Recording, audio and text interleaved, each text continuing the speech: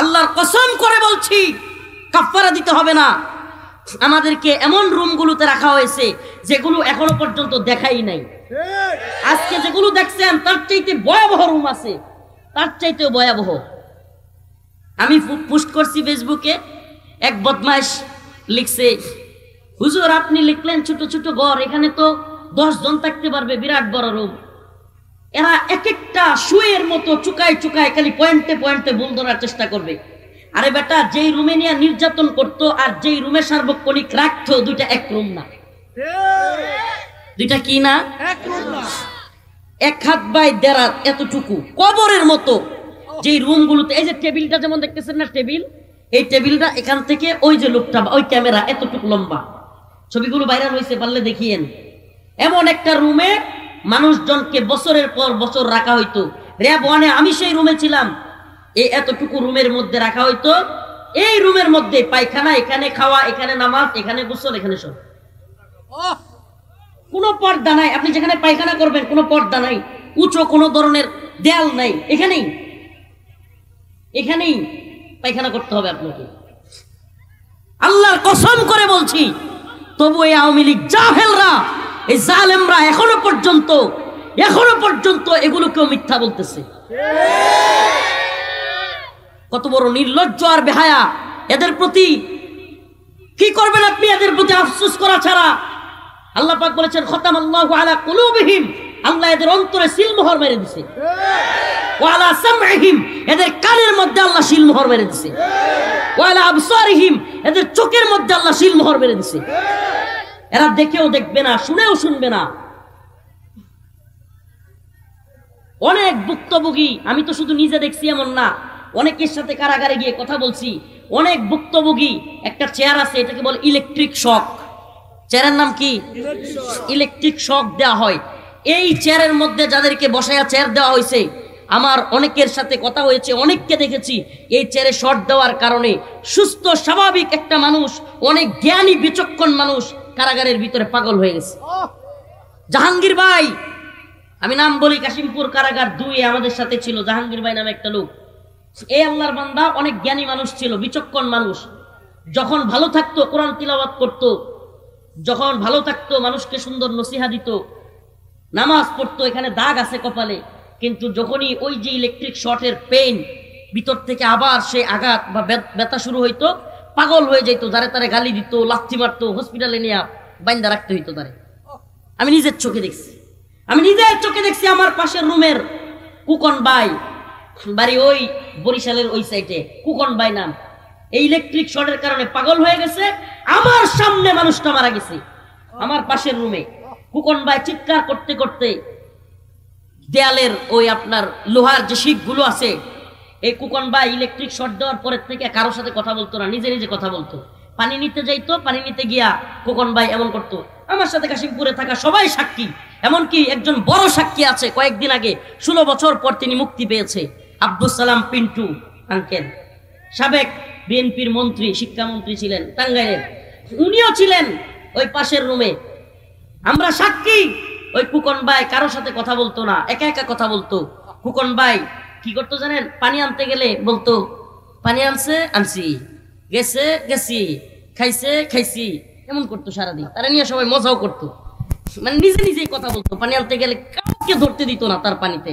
এমনকি যেই ট্যাপ থেকে সে পানি নিত, ওই ট্যাপটা সাবান দিয়া ধুইতো। আরে কে কারে বোঝায়?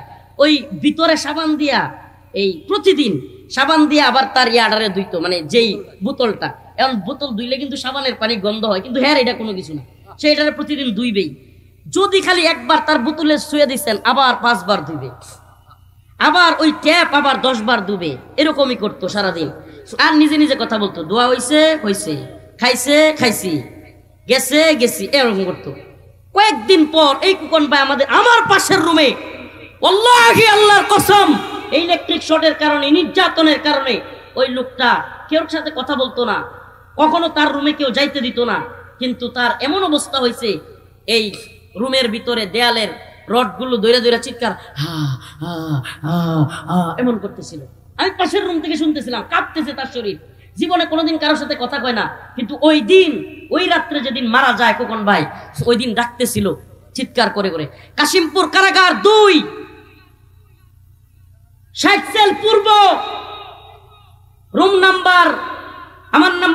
39 নম্বর রুম সহ বলতেছি, এই বদমাশগুলো, এই নির্লজ্জগুলো এরপরেও হাসিনা এবং আওয়ামী লীগের পক্ষে কথা বলবে, এরপরেও।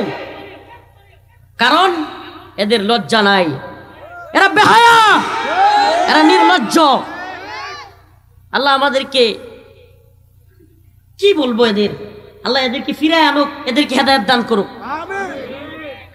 নিজের চোখে দেখা অনেক ঘটনা যেগুলো আগে মনে নাই, আজকে আয়নাগর দেখে কলিজা ফাইটে যাচ্ছে। আজকে পোস্ট করছি, আমার অনেক পরিবারের অনেকেও আত্মীয় স্বজন আওয়ামী লীগ আছে, আজকে ফেসবুকে কষ্টে পোস্ট করছি। ওই দিনগুলোর কথা মনে পড়ে গেছে, হঠাৎ করে ওই নির্যাতনের ওই স্টাইল ওইগুলো দেখা আমাকে ওই চেয়ারে বসানো হয়েছে। ওইগুলো দেখার পরে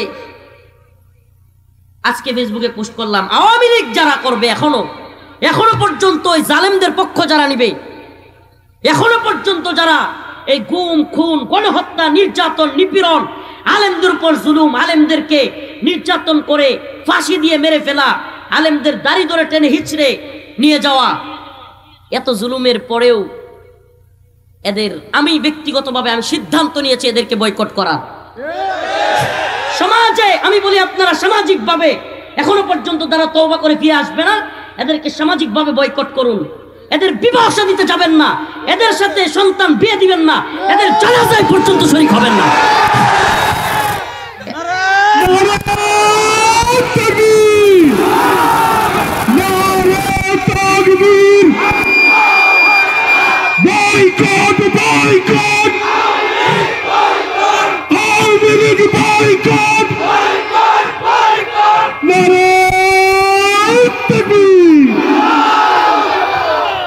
একটা কথাও যদি মিথ্যা বলে থাকি, এই সকল জনতার সামনে বলে গেলাম, আল্লাহর কাছে যেন আমার বিচার হয়। আর কি বলবো, আর কি বলবো? আল্লাহ আপনি আমার বিচার করিয়েন যদি কোনো কথা মিথ্যা বলে থাকি। আমি নিজে একজন রাজ সাক্ষী, আমি নিজে ছিলাম, আমি নিজে ভুক্তভোগী। র্যাব 1-এর গুলো আরো নৃশংস। আমি চিৎকার করে করে পাশের রুম থেকে মানুষের আওয়াজ শুনতাম, কান্নার আওয়াজ, আমি নিজে শুনছি। আল্লাহি কসম, আল্লাহর কাফারা দিতে হবে না।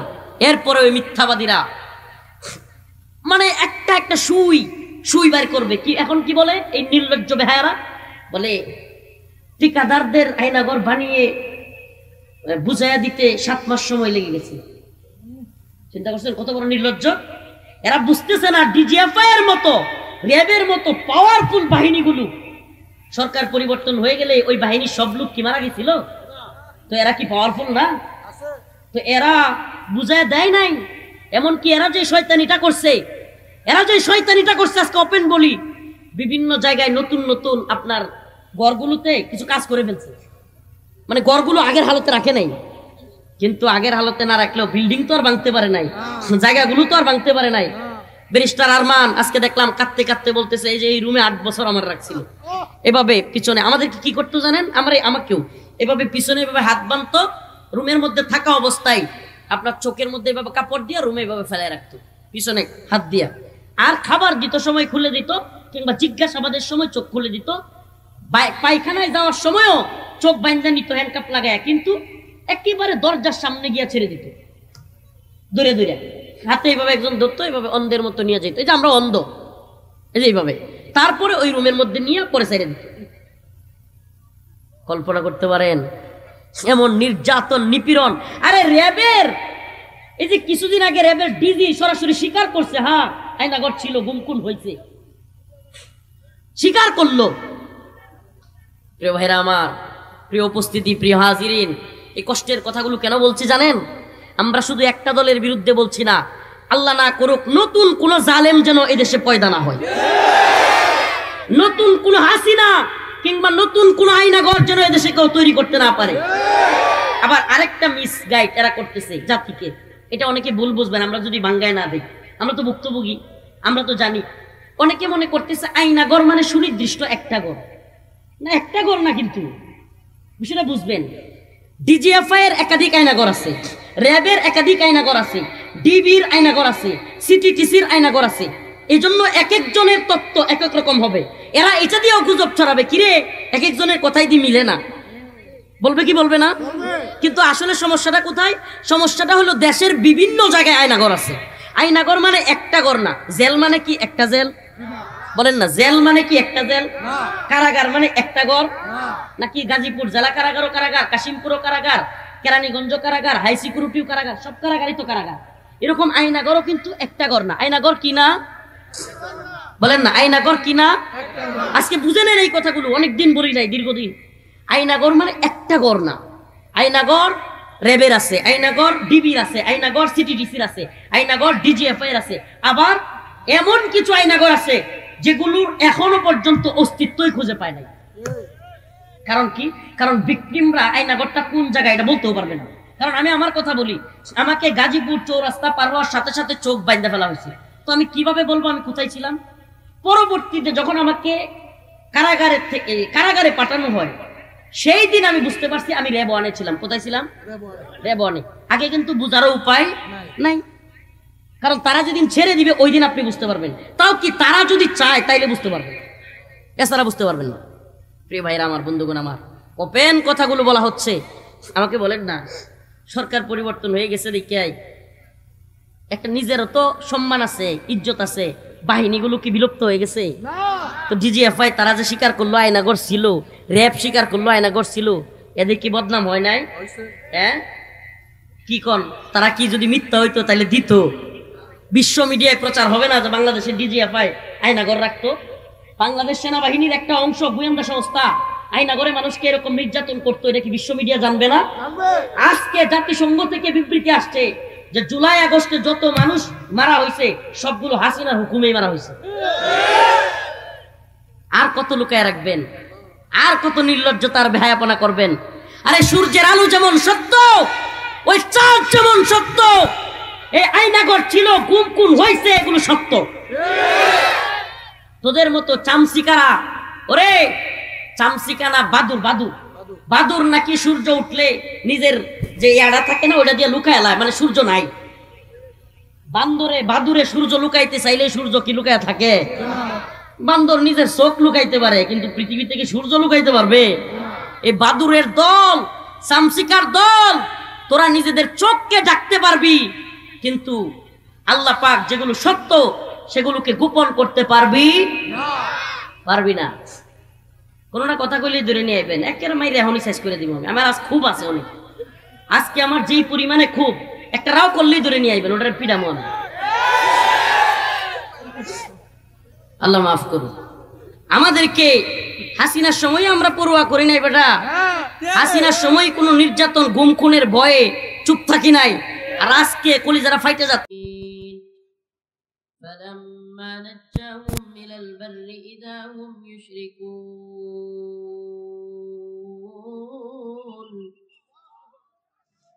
صدق الله مولانا العظيم وصدق رسوله النبي الكريم ونحن على ذلك من الشاهدين والشاكرين والحمد لله رب العالمين সকলে একটু দরুদ শরীফ পড়ুন। اللهم صل على محمد وعلى آل محمد كما صليت على إبراهيم وعلى آل إبراهيم إنك حميد مجيد اللهم بارك على محمد وعلى آل محمد كما باركت على إبراهيم وعلى آل إبراهيم إنك حميد مجيد রতনপুর বাইতুল আকসা জামে মসজিদ ও রওজাতুল মদিনা নুরানি হাফিজিয়া মাদ্রাসার উদ্যোগে পঞ্চম বার্ষিক ওয়াজ ও দোয়া মাহফিলের সম্মানিত উলামায়ে কেরাম, মুরব্বিয়ানে আযম, প্রিয় যুবক ভাইরা, স্নেহের ছোট ভাইরা, আল্লাহ রব্বুল আলামিনের দরবারে লাখো কোটি শুকরিয়া যে মহান রব্বুল আলামিন আপনাকে আমাকে কোরআন সুন্নাহ থেকে কিছু কথা বলবার এবং শুনবার তৌফিক দান করেছেন। সেজন্য অন্তরের অন্তঃস্থল থেকে কালিমাতুশ শুকুর আদায় করে স্বতঃস্ফূর্ত আওয়াজ করে বলি আলহামদুলিল্লাহ। প্রিয় উপস্থিতি, আল্লাহ পাক রব্বুল আলামিন সবাইকে ক্ষমা করলেও জালেমদেরকে ক্ষমা করেন না। হাদিসে পাকের মধ্যে আসছে, রাসূলুল্লাহ সাল্লাল্লাহু আলাইহি সাল্লাম বলেন, ইয়াউমুল আরাফার দিনে, হজ অবস্থায় ইয়াউমুল আরাফার ময়দানে যারা অবস্থান করবে, আল্লাহ পাক তাদের সবাইয়ের গুনাহ মাফ করে দেবেন, ইল্লা জালেম, জালেম ছাড়া। কল্পনা করা যায়? আল্লাহ পাক একটা শ্রেণীর গুনাহ মাফ করবেন না। ইয়াউমুল আরাফার ময়দানে যারা যাবে, হজরত অবস্থায় আরাফার ময়দানে যারা আল্লাহর কাছে দোয়া করবে, আল্লাহ পাক তাদের সবাইকে কি করবেন? কিন্তু জালেমকে ক্ষমা করবেন।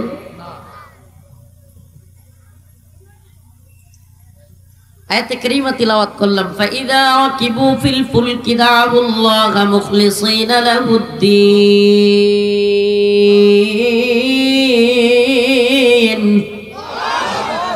ফালাম্মা নাজ্জাহুম মিনাল বাররি ইযা হুম ইউশরিকুন।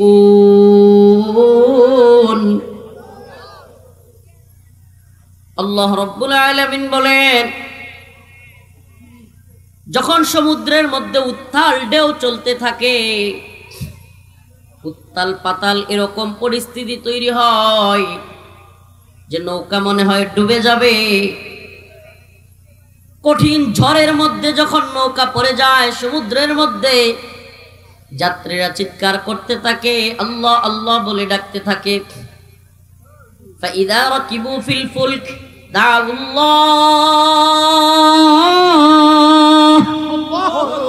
মুখলিসিনা লাহুদ্দীন, একনিষ্ঠতার সাথে তারা আল্লাহকে ডাকে। আলামত আমাদের দেশেও আছে, এটা বোঝানোর জন্য আরো সহজ হবে। ঝড় বৃষ্টি আসলে টিনের ঘরের যারা, আরে আমাদের টিনের ঘর ছিল, আব্বা একটা টিনের ঘর করছিল, আমার আম্মা হাইরি ডর। এমন অনেকে আছে টিনের ঘরে যারা থাকে, ঝড় তুফানের দিনে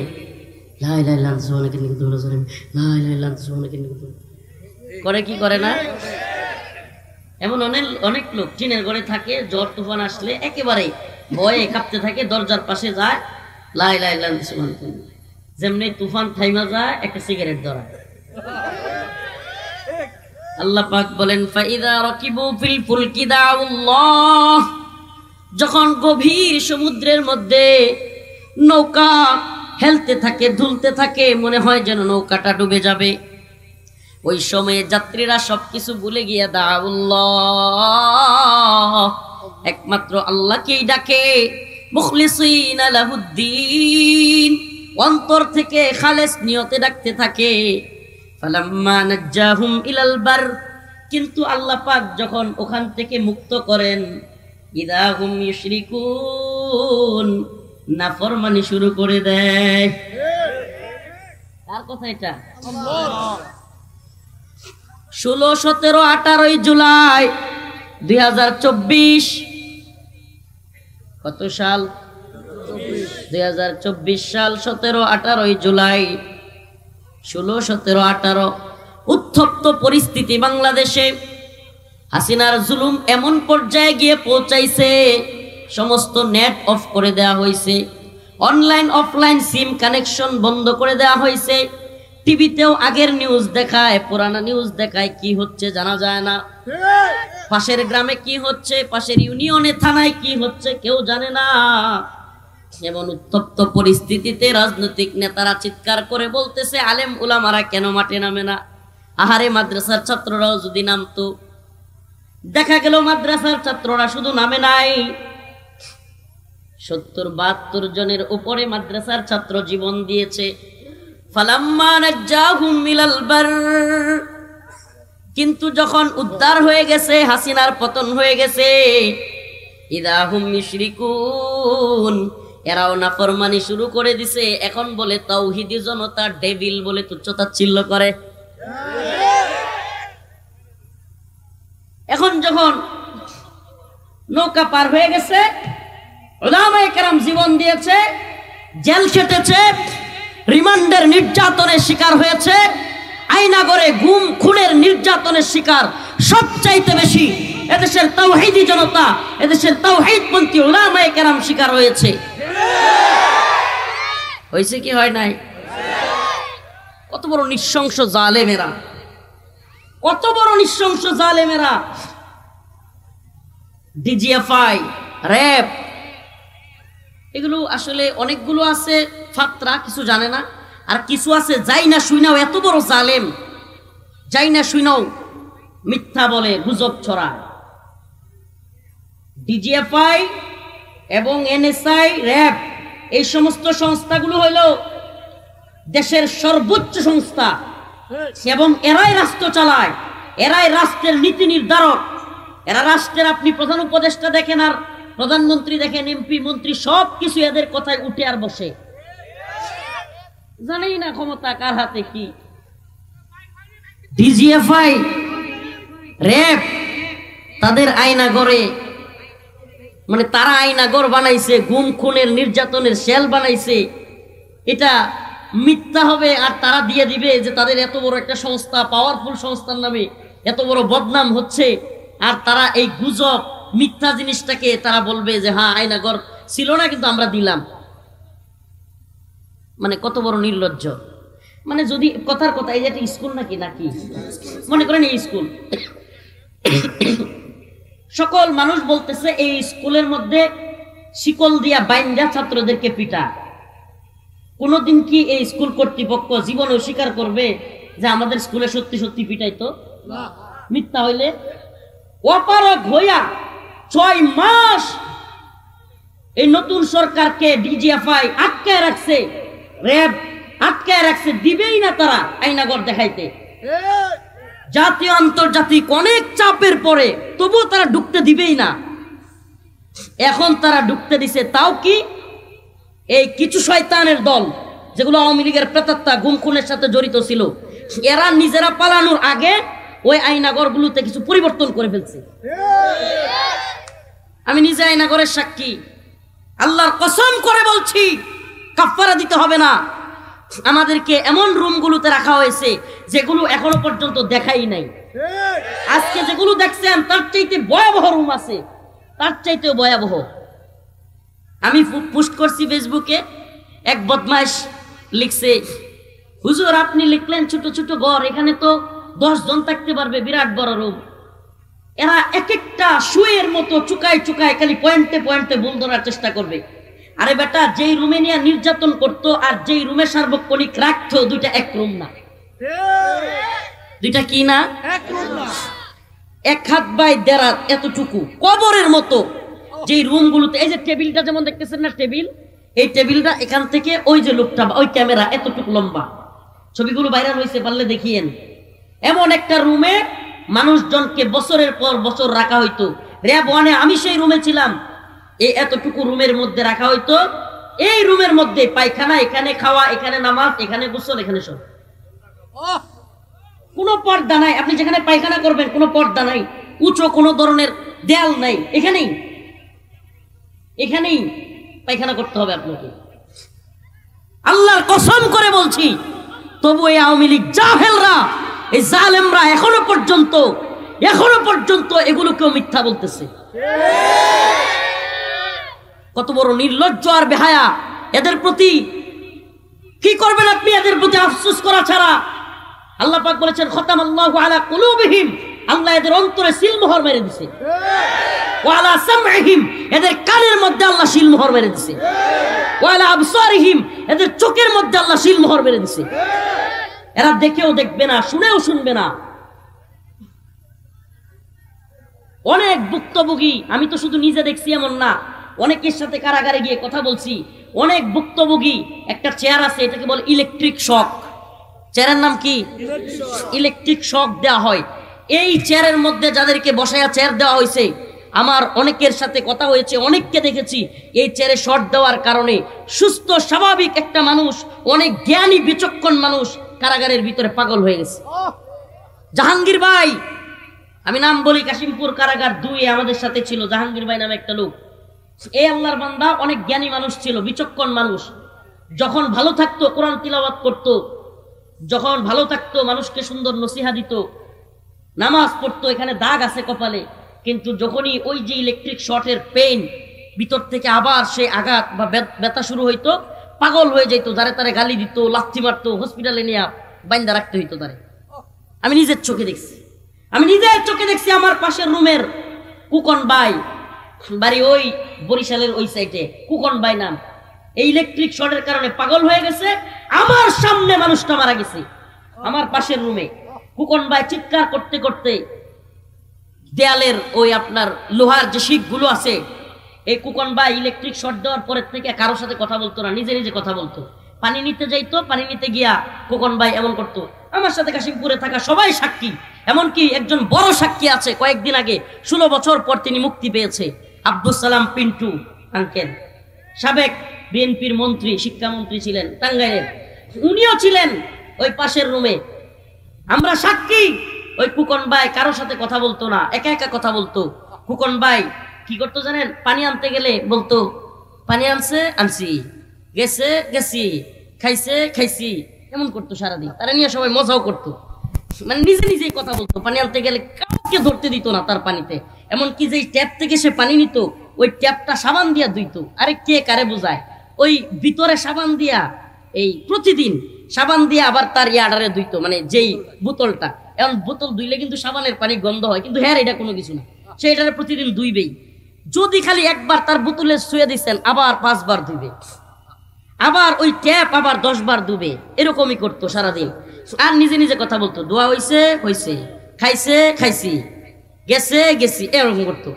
কয়েকদিন পর এই কুকন ভাই আমার পাশের রুমে, আল্লাহি আল্লাহর কসম, এই ইলেকট্রিক শর্টের কারণে, নির্যাতনের কারণে ওই লোকটা কেউ সাথে কথা বলতো না, কখনো তার রুমে কেউ যাইতে দিত না। কিন্তু তার এমন অবস্থা হয়েছে, এই রুমের ভিতরে দেয়ালের রডগুলো ধরে ধরে চিৎকার হা হা হা হা এমন করতেছিল। আমি পাশের রুম থেকে শুনতেছিলাম, কাঁপতেছে তার শরীর। জীবনে কোনোদিন কারোর সাথে কথা কয় না, কিন্তু ওই দিন, ওই রাত্রে যেদিন মারা যায় খোকন ভাই, ওই দিন ডাকতেছিল চিৎকার করে করে, কাশিমপুর কারাগার 2, 60 সেল পূর্ব, রুম নাম্বার, আমার নাম্বার ছিল 39 নাম্বার রুম সহ বলতেছি। এই বদমাশগুলো, এই নির্লজ্জগুলো এরপরেও হাসিনা এবং আওয়ামী লীগের পক্ষে কথা বলবে, এরপরেও, কারণ এদের লজ্জা নাই, এরা বেহায়া, এরা নির্লজ্জ। আল্লাহ আমাদেরকে কি বলবো, আল্লাহ এদেরকে ফিরায় আনুক, এদেরকে হেদায়েত দান করুক। নিজের চোখে দেখা অনেক ঘটনা যেগুলো আগে মনে নাই, আজকে আয়নাগর দেখে কলিজা ফাইটে যাচ্ছে। আজকে পোস্ট করছি, আমার অনেক পরিবারের অনেকেও আত্মীয় স্বজন আওয়ামী লীগ আছে, আজকে ফেসবুকে কষ্টে পোস্ট করছি, ওই দিনগুলোর কথা মনে পড়ে গেছে। হঠাৎ করে ওই নির্যাতনের ওই স্টাইল, ওইগুলো দেখা আমাকে ওই চেয়ারে বসানো হয়েছে। ওইগুলো দেখার পরে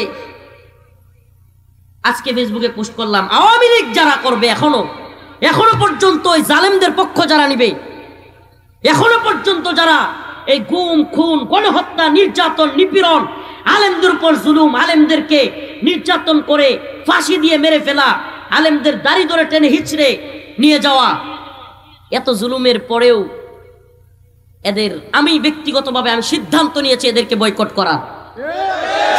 সমাজে আমি বলি, আপনারা সামাজিকভাবে এখনো পর্যন্ত যারা তওবা করে ফিরে আসবে না, এদেরকে সামাজিকভাবে বয়কট করুন। এদের বিবাহ দিতে যাবেন না, এদের সাথে সন্তান বিয়ে দিবেন না, এদের জানাজায় পর্যন্ত শরীক হবেন না।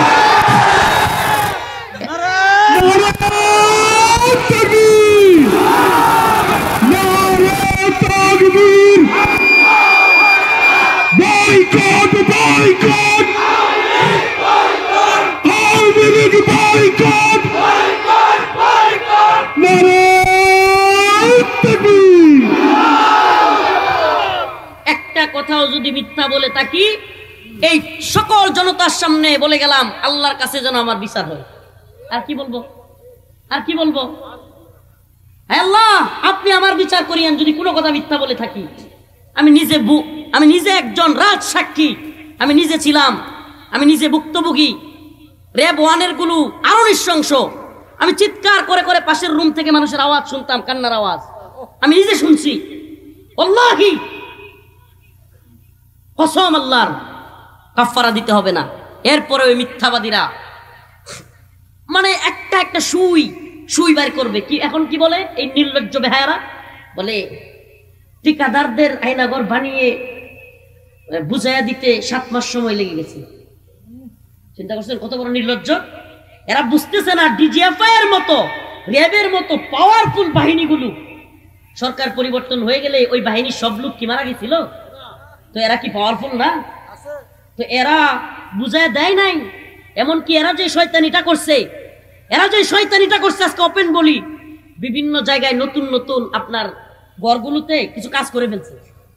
মানে ঘরগুলো আগের হালতে রাখে নাই, কিন্তু আগের হালতে না রাখলেও বিল্ডিং তো আর ভাঙতে পারে নাই, জায়গাগুলো তো আর ভাঙতে পারে নাই।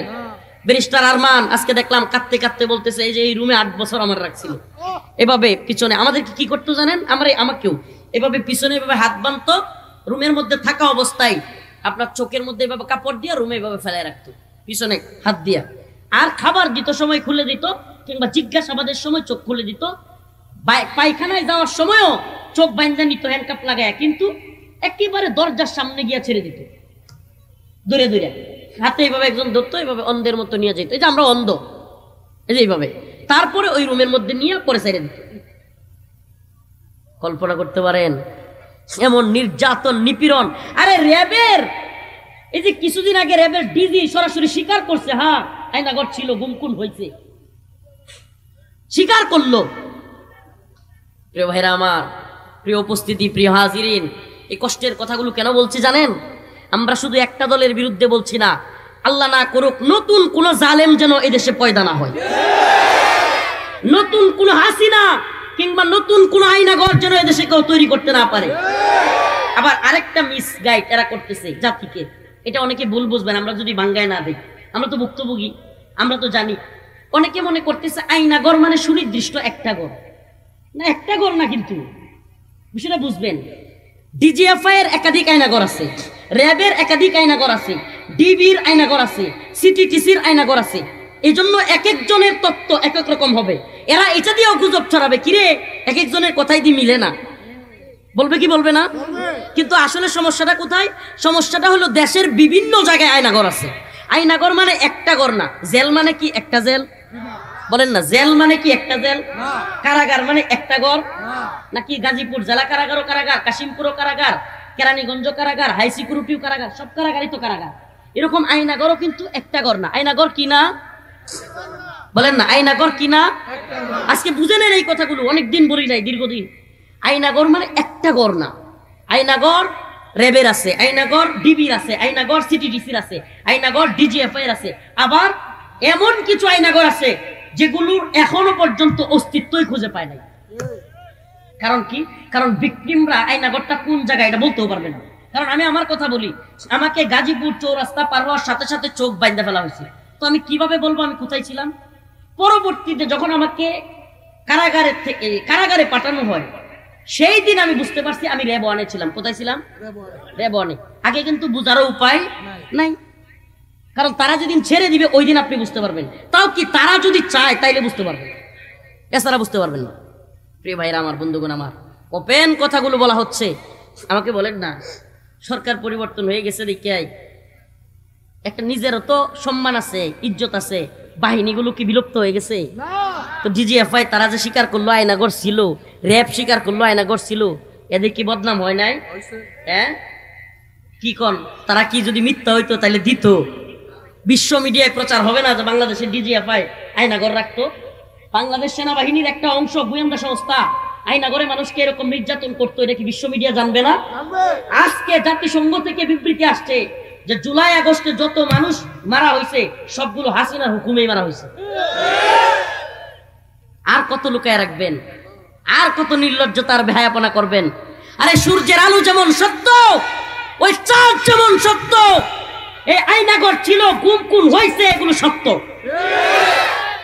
তোদের মতো চামচিকারা, ওরে চামচিকানা, বাদুর বাদুর বাদুর নাকি সূর্য উঠলে নিজের যে ইয়াড়া থাকে না ওটা দিয়ে লুকায় লায়, মানে সূর্য নাই।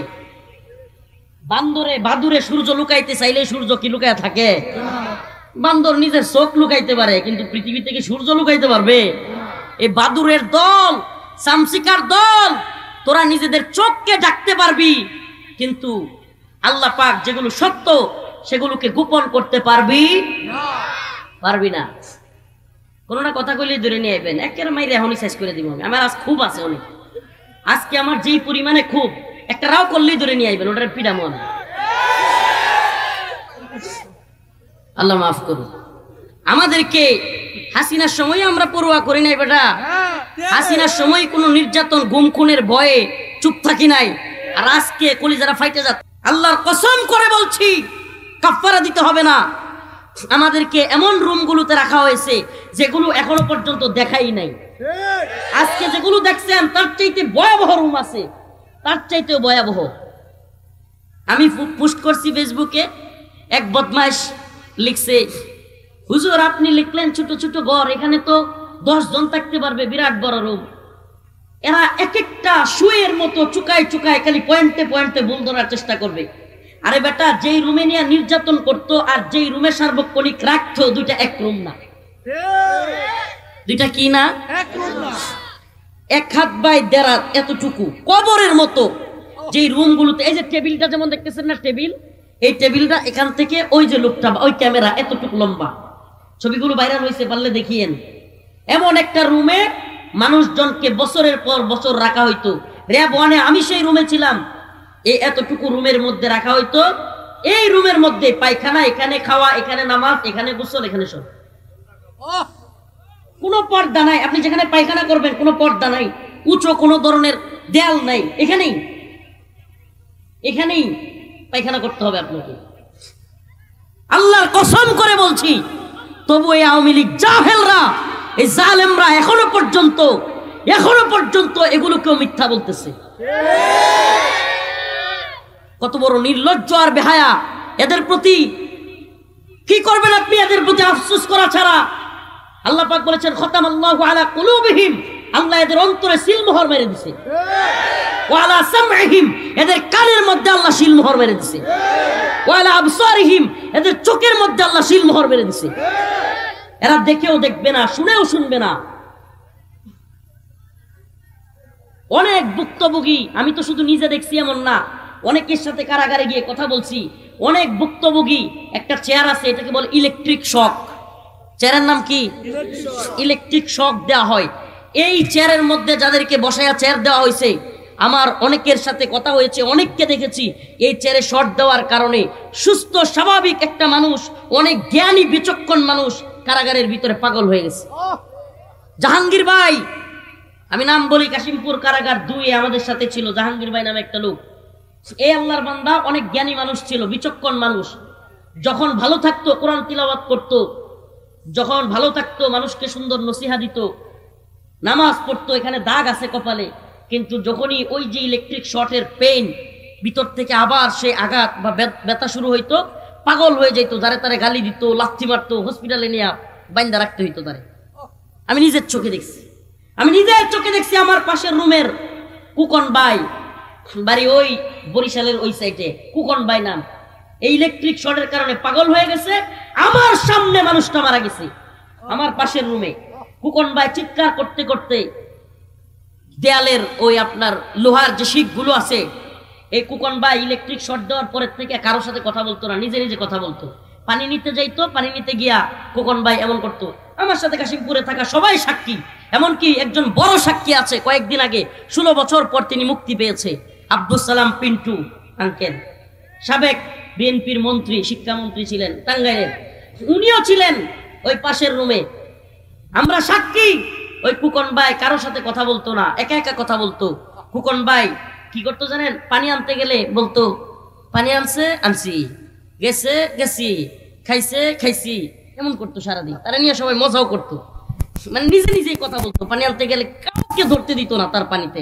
এমনকি যেই ট্যাপ থেকে সে পানি নিত, ওই ট্যাপটা সাবান দিয়া ধুইতো। আরে কে কারে বোঝায়? ওই ভিতরে সাবান দিয়া, এই প্রতিদিন সাবান দিয়ে আবার তার ইয়াডারে ধুইতো, মানে যেই বোতলটা। এখন বোতল ধুইলে কিন্তু সাবানের পানি গন্ধ হয়, কিন্তু হ্যাঁ এটা কোনো কিছু না, সে এটারে প্রতিদিন ধুইবেই। যদি খালি একবার তার বোতলে শুয়ে দিচ্ছেন, আবার 5 বার ধুইবে, আবার ওই ট্যাপ আবার 10 বার ধুবে, এরকমই করতো সারাদিন। আর নিজে নিজে কথা বলতো, দোয়া হইছে হইছে, খাইছে খাইছি, গেছে গেছি, এরকম করতো। কয়েকদিন পর এই কুকন ভাই আমার পাশের রুমে আল্লাহি আল্লাহর কসম, এই ইলেকট্রিক শর্টের কারণে, নির্যাতনের কারণে ওই লোকটা কেউ সাথে কথা বলতো না, কখনো তার রুমে কেউ যাইতে দিত না। কিন্তু তার এমন অবস্থা হয়েছে, এই রুমের ভিতরে দেয়ালের রডগুলো দইরা দইরা চিৎকার এমন করতেছিল। আমি পাশের রুম থেকে শুনতেছিলাম, কাঁপতেছে তার শরীর। জীবনে কোনোদিন কারোর সাথে কথা কয় না, কিন্তু ওই দিন, ওই রাত্রে যেদিন মারা যায় খোকন ভাই, ওই দিন ডাকতেছিল চিৎকার করে করে। কাশিমপুর কারাগার 2, 60 সেল পূর্ব, রুম নাম্বার, আমার নাম্বার ছিল 39 নাম্বার রুম সহ বলতেছি। এই বদমাশগুলো, এই নির্লজ্জগুলো এরপরেও হাসিনা এবং আওয়ামী লীগের পক্ষে কথা বলবে, এরপরেও। কারণ এদের লজ্জা নাই, এরা বেহায়া, এরা নির্লজ্জ। আল্লাহ আমাদেরকে কি বলবো, আল্লাহ এদেরকে ফিরায় আনুক, এদেরকে হেদায়েত দান করুক। নিজের চোখে দেখা অনেক ঘটনা যেগুলো আগে মনে নাই, আজকে আয়নাগর দেখে কলিজা ফাইটে যাচ্ছে। আজকে পোস্ট করছি, আমার অনেক পরিবারের অনেকেও আত্মীয় স্বজন আওয়ামী লীগ আছে, আজকে ফেসবুকে কষ্টে পোস্ট করছি। ওই দিনগুলোর কথা মনে পড়ে গেছে, হঠাৎ করে ওই নির্যাতনের ওই স্টাইল, ওইগুলো দেখা আমাকে ওই চেয়ারে বসানো হয়েছে। ওইগুলো দেখার পরে আজকে ফেসবুকে পোস্ট করলাম, আওয়ামী লীগ যারা করবে, এখনো পর্যন্ত ওই জালেমদের পক্ষ যারা নিবে, এখনো পর্যন্ত যারা এই গুম খুন, গণহত্যা, নির্যাতন, নিপীড়ন, আলেমদের উপর জুলুম, আলেমদেরকে নির্যাতন করে ফাঁসি দিয়ে মেরে ফেলা, আলেমদের দাড়ি ধরে টেনে হিচড়ে নিয়ে যাওয়া, এত জুলুমের পরেও এদের, আমি ব্যক্তিগতভাবে আমি সিদ্ধান্ত নিয়েছি এদেরকে বয়কট করা। সমাজে আমি বলি, আপনারা সামাজিকভাবে এখনো পর্যন্ত যারা তওবা করে ফিরে আসবে না, এদেরকে সামাজিকভাবে বয়কট করুন। এদের বিবাহ দিতে যাবেন না, এদের সাথে সন্তান বিয়ে দিবেন না, এদের জানাজায় পর্যন্ত শরীক হবেন না।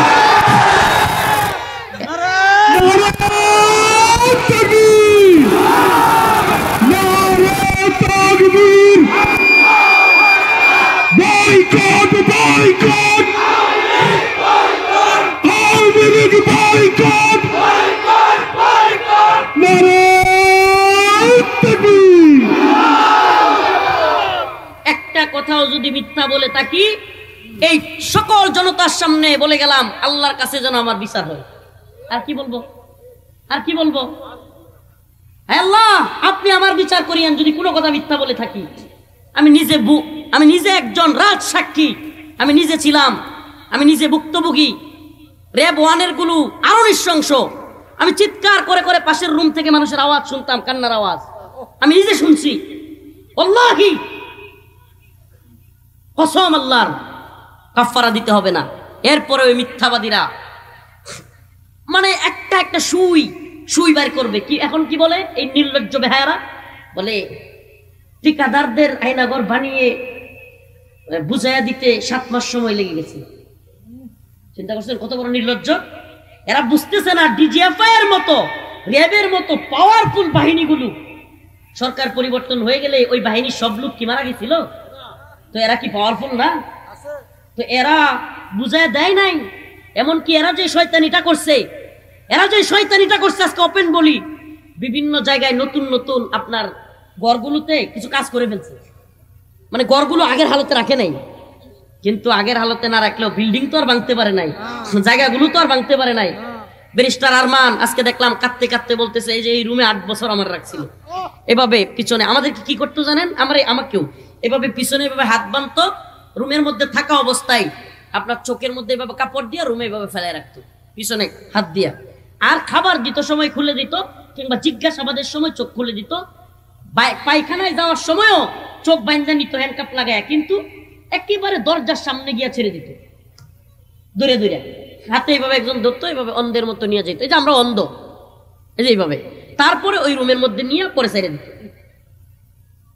কল্পনা করতে পারেন এমন নির্যাতন, নিপীড়ন?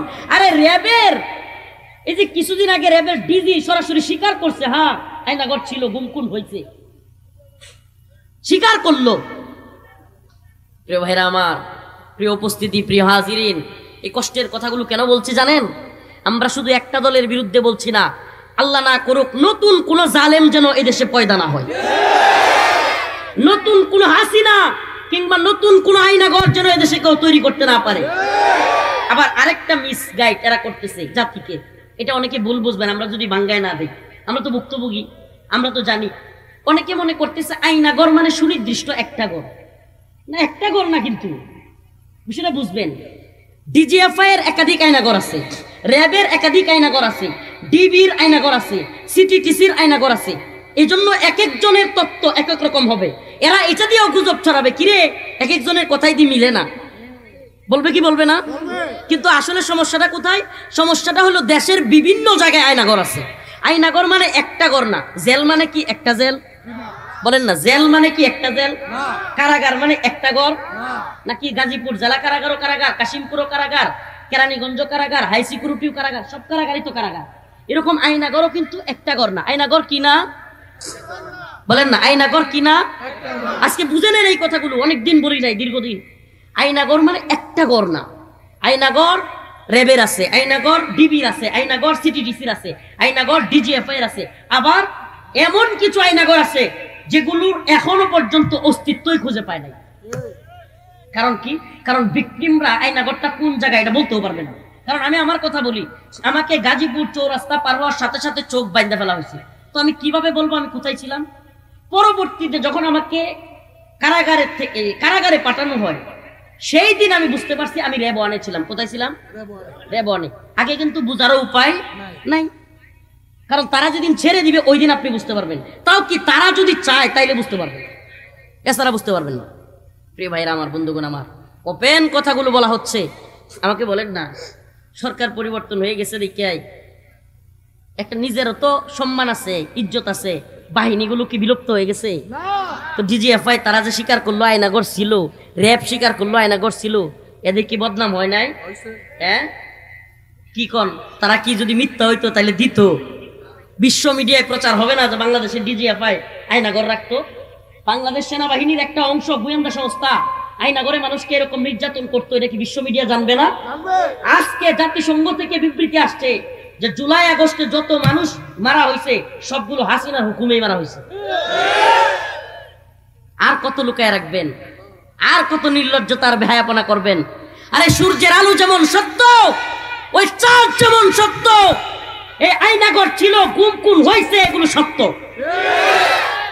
তোদের মতো চামচিকারা, ওরে চামচিকানা, বাদুর বাদুর বাদুর নাকি সূর্য উঠলে নিজের যে ইয়াড়া থাকে না ওটা দিয়ে লুকায় এলায়, মানে সূর্য নাই। বাদুরে সূর্য লুকাইতে চাইলে সূর্য কি লুকায় থাকে? বান্দর নিজের চোখ লুকাইতে পারে, কিন্তু পৃথিবী থেকে সূর্য লুকাইতে পারবে? এই বাদুরের দল, চামচিকার দল, তোরা নিজেদের চোখকে ডাকতে পারবি, কিন্তু আল্লাহ পাক যেগুলো সত্য সেগুলোকে গোপন করতে পারবি না। কোনো না কথা কইলে ধরে নিয়ে আইবেন, একের মাইরে এখনই শেষ করে দিব। আমার আজ খুব আছে অনেক, আজকে আমার যেই পরিমাণে খুব, একটা রাও করলেই ধরে নিয়ে আইবেন, ওটার পিডামো আমি। আল্লাহ মাফ করুন আমাদেরকে। হাসিনার সময় আমরা পরোয়া করি নাই বেটা, হাসিনার সময় কোনো নির্যাতন গুম খুনের ভয়ে চুপ থাকি নাই। আর আজকে কলিজারা ফাইটে যাচ্ছে।